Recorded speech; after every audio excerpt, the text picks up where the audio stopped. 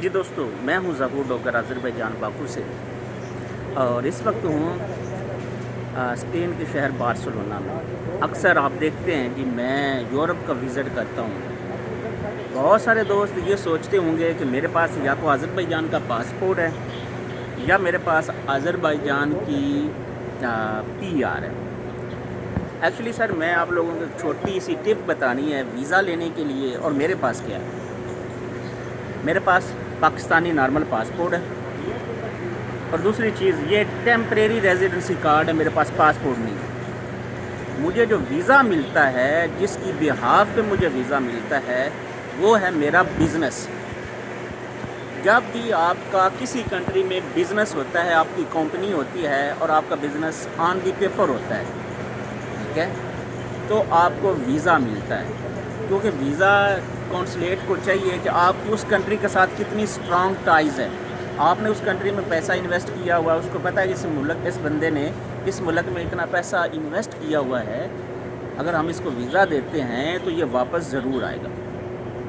آپ لوگ سوچتے ہیں کہ بینک سٹیٹمنٹ سے ویزا ملتا ہے۔ سر، جب میں نے ویزا اپلائی کیا تھا، ابھی میرے پاس جرمنی کا 2 سال کا ویزا ہے، صرف اور صرف میری بینک سٹیٹمنٹ پاکستانی پیسوں میں دیکھا جائے تو 5 لاکھ کی تھی، 4 لاکھ کی، اور آذربائیجانی منات میں دیکھا جائے تو تقریباً 2400 منات، اور ڈالر میں دیکھا جائے تو صرف اور صرف تھی 1500 ڈالر۔ اور میں نے ویزا اپلائی کیا تھا 2 سال کا، وہ بھی جرمنی کا۔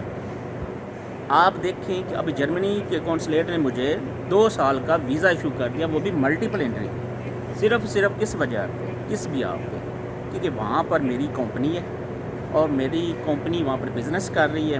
میرے پاس کمپنی کے ڈاکومنٹس تھے، اور میرے پاس ایک کانٹریکٹ ہے جو میری کمپنی کے ساتھ ہے، اور پرانا کانٹریکٹ ہے۔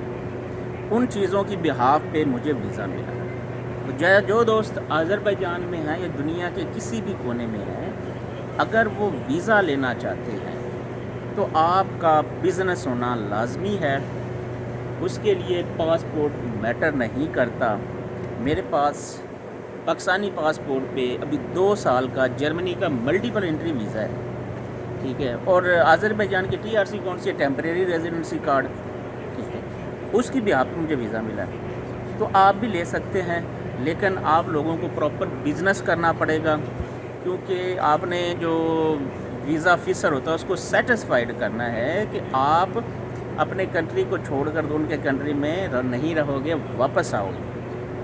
وہ سیٹسفیکشن اس کو اس وقت ہوتی ہے جب آپ کا بزنس ہو، اس کنٹری کے ساتھ آپ کی جو ٹائز ہوں وہ اسٹرانگ ہوں۔ موسٹلی جب ویزا یہ ریجیکٹ کرتے ہیں، صرف اور صرف ایک ہی وہ ریزن لگاتے ہیں، کہتے ہیں جی I am not satisfied, you will come back, پھر ہم مطمئن نہیں ہیں کہ تم واپس آؤ گے۔ جب آپ بہت سارے میرے دوست ہیں آذربائیجان میں، وہ اسٹوڈنٹ ویزا پہ وہ چاہتے ہیں یورپ آنا، کہتے ہیں جی ہم اسٹوڈنٹ ویزا پہ اگر ہم اپلائی کریں تو کیا مجھے شنجن ویزا مل جائے گا وزٹ؟ بھائی نہیں ملے گا۔